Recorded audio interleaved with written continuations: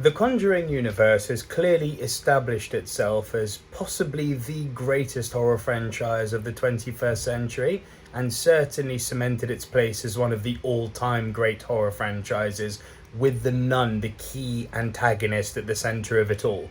But after 8 movies, can we really still expect scares? Hi everyone, Nico Liro here from the Silver Screen Dudes, and this is my movie review for The Nun 2. What has to be noted straight off the bat is that Valak the Demon Nun has kind of evolved in this movie from how we first saw it in The Conjuring 2. Valak was a cerebral demon. It was very much something that played on your fears. Less was more. So the less you saw Valak, when you did see Valak, it was that much more impactful.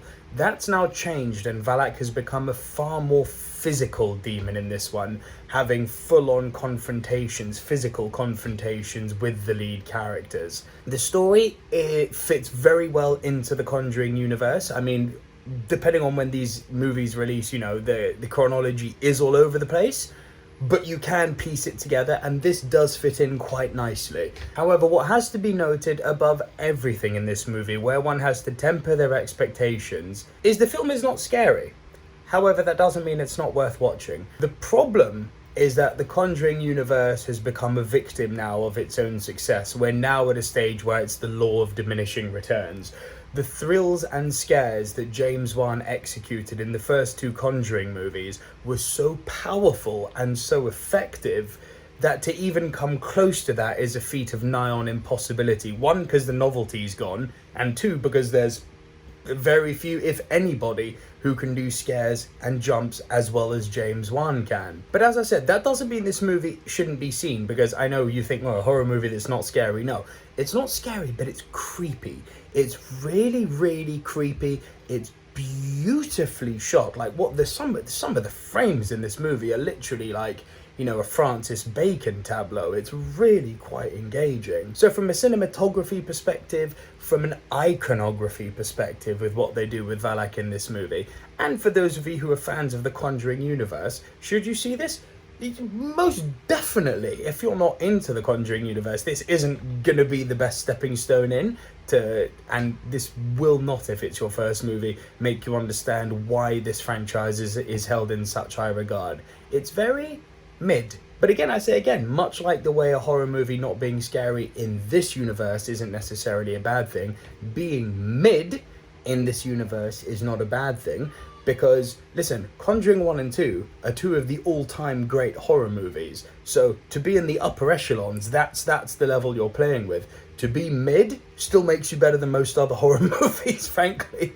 So, it's held to a high standard because of the universe in which it sits.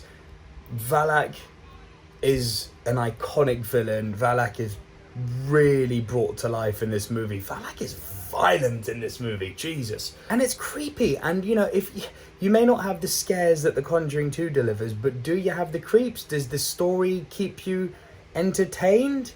Yeah. It picks up where the first Nun movie left off, and it fills in a nice stopgap in the whole timeline. Listen, I had a good time with it. I don't fully understand why people are trashing it so much. The only thing it's a victim of is its own success, because it just can't reach the highs of previous movies.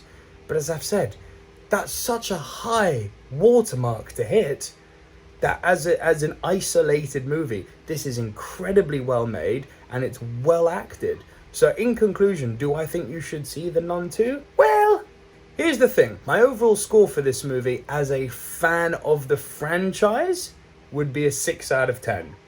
However, were I not a fan of the Conjuring universe and I was coming into this cold, genuinely my score would probably be a 5, because I wouldn't fully understand how everything's pieced together. The movie is dependent on you being clued up on this universe. It is worth a watch.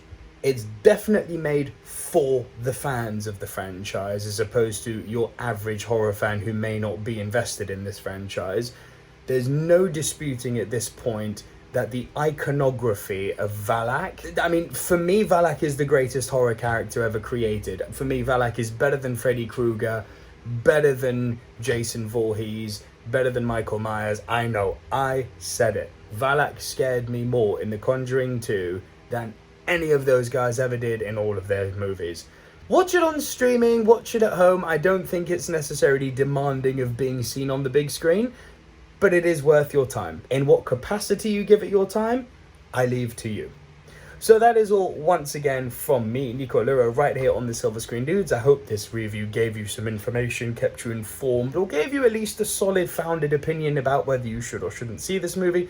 There should be another video right about here for you to check out, and a subscribe button up there. So go ahead and hit those, and do please stay tuned to the channel for more great content. There'll be a One Piece review coming probably within the next 24 hours. So stay tuned to that, and I'll see you guys very soon.